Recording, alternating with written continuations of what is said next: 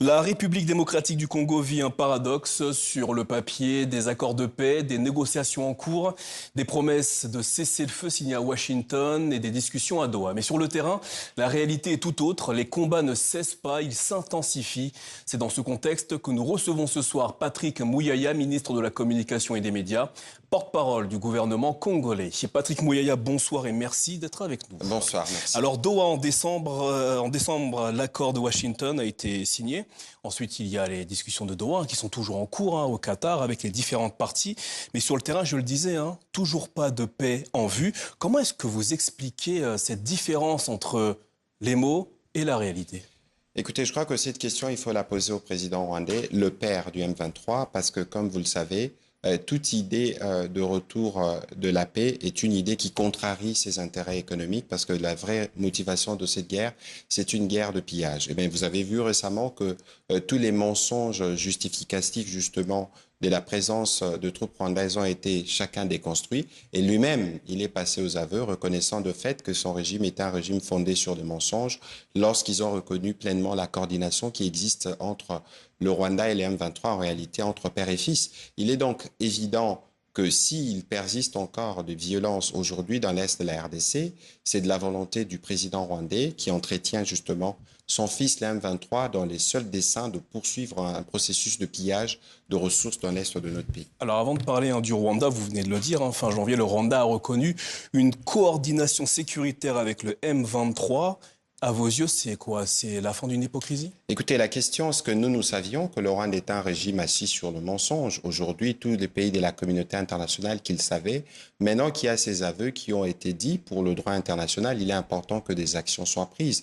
D'autant plus qu'au-delà de cet engagement que nous avons vu, notamment du président américain ou de l'émir du Qatar autour de différents processus, il continue avec ce qu'il ne devrait plus faire normalement, parce que lorsque vous êtes sur la table, vous discutez pour arriver à la paix. Vous ne continuez pas à massacrer de paisibles populations en utilisant de drones kamikazes, en utilisant tout ce qui est non conventionnel, en tout cas lorsqu'il s'agit des cibles civiles. Aujourd'hui, on a 300 000 déplacés au Burundi, plus de 1500 morts et 12 000 enfants qui qui retrouvent pas de famille. Vous voyez l'ampleur du drame causé par le président rwandais et ses supplétifs. Le Rwanda, justement, le pouvoir de Kigali justifie sa collaboration avec le M23 par la présence des troupes du FDLR sur le sol congolais. Ne pensez-vous pas qu'il est temps pour Kinshasa de cesser toute collaboration qui donne des justifications C'est un autre mensonge, un autre prétexte recyclé. Si déjà lui-même, le président rwandais, a reconnu récemment le mensonge qu'il a proféré sur la présence de ses troupes, on peut bien comprendre la stratégie qui suit. Si nous avons été à Washington et que nous avons signé, c'est parce que nous avons convenu d'un plan qui série toutes les problématiques et nous avons fait un canevas qui permettait aux équipes de travailler, notamment dans le cadre des différents mécanismes prévus par l'accord, pour que ces questions puissent être réglées. Sur la question des FDLR, nous avons fait notre part et seul le Rwanda, et aujourd'hui c'est constaté, y compris par le médiateur américain, continue ses actions. Si vous vous référez à ce qu'a dit l'ambassadeur américain à New York ou ce qu'a dit le secrétaire d'État Rubio, il est évident que c'est le Rwanda le problème pour que la paix ne soit pas vite de retour dans la partie est de notre pays. Sur le terrain, de nombreux membres de la communauté Banyamulenge dans l'est du pays estiment être et vivre dans l'insécurité en raison des bombardements qu'ils subissent. Selon vous, leurs craintes sont-elles injustifiées? C'est aussi un autre mensonge. Je reviens de Washington, j'ai eu l'occasion de discuter avec les jeunes de la communauté Tutsi de Banyamulenge là-bas. Ils ont eu l'occasion de rediscuter avec le président de la République, il faut les écouter. Quoi qu'il en soit, cher Namouri, vous ne pouvez pas commettre de massacre sous le prétexte de protéger une communauté. Et la vérité, c'est que le massacre planifié à Uvira n'est pas arrivé parce qu'aujourd'hui, nos braves Ouazalendo et les FARDC, c'est ceux qui protègent le plus le membre de la communauté. Alors justement, quelles mesures concrètes mettez-vous sur le terrain pour protéger ces populations? D'abord, il faut savoir que le président de la République est le premier rempart contre toute forme de discrimination sur toutes les populations.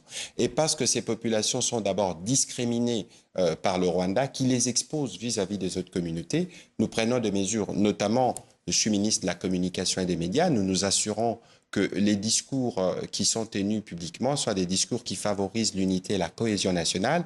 Et l'engagement du président de la République qui rencontre régulièrement le membre de cette communauté est une illustration que pour nous, y compris pour ces membres de la communauté, de rester engagés pour que le prétexte rwandais n'ait plus exister. Les Banyamulenge ont leur place en République démocratique du Congo et pas au Rwanda.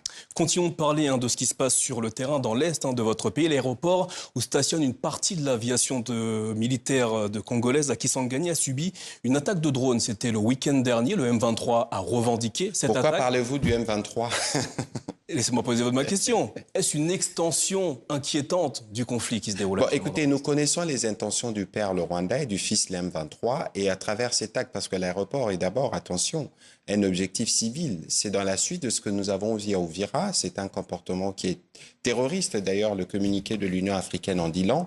Mais pour ce qui nous concerne, nous avons pris des dispositions parce que nous connaissions les intentions pour assurer la protection de nos populations. Et tous ces drones n'ont pas abouti aux résultats escomptés, contrairement aux annonces mensongères qu'ils ont faites. S'agit-il d'une extension inquiétante du conflit? Écoutez, nous connaissons les intentions. L'intention, ce n'est pas seulement d'étendre la guerre à Kisangani. Nous connaissons plus ou moins les plans, mais ils rencontrent en face une résistance portée par le président de la République et tous les Congolais.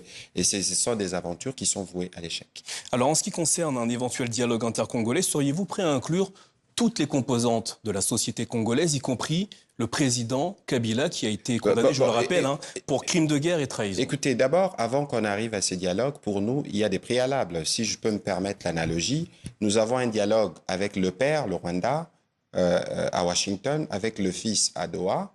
N'oubliez pas que l'origine de la crise est d'abord sécuritaire. Pour nous, aujourd'hui, il y a une ligne rouge.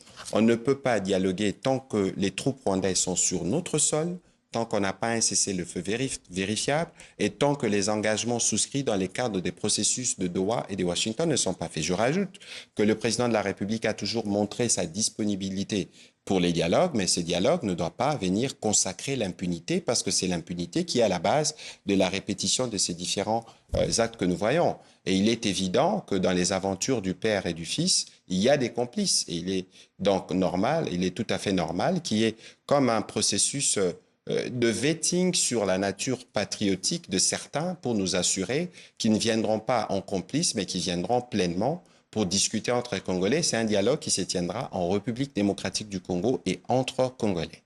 Enfin, le prochain secrétaire général de l'Organisation internationale de la francophonie sera élu en novembre prochain. Ce sera lors de la grande assemblée de l'OIF, ce sera au Cambodge. Confirmez-vous que la RDC va présenter un candidat? Évidemment, je pense que la République démocratique du Congo est dans son droit, en tant que plus grand pays francophone, de présenter un candidat. Parce que avez-vous l'identité de cette candidature? Je crois que le moment venu, l'identité sera révélée. Mais ce qu'il faut savoir, c'est que pour la francophonie, nous avons un projet, nous avons des atouts, nous avons l'avenir de la francophonie se joue plutôt en République démocratique du Congo, au regard justement de la quantité des locuteurs. Nous avons des plans et nous sommes sûrs que le moment venu, nous pourrons, à travers notre candidature, soumettre aux autres États membres pour donner une nouvelle dynamique à cette institution. Certains observateurs estiment qu'une candidature congolaise serait faite d'une certaine manière pour faire de l'ombre à une nouvelle candidature de la Rwanda. Écoutez, d'abord, il faut considérer que sur certains sujets, notamment lorsqu'on parle du français ou comme on parle de minerais critiques, le Rwanda est un pays périphérique qui ne devrait pas normalement avoir droit à la cité, tout au moins à ces dimensions. Mais aujourd'hui, quand vous regardez les bassins des locuteurs et l'avenir du français, il dépend de la République démocratique du Congo.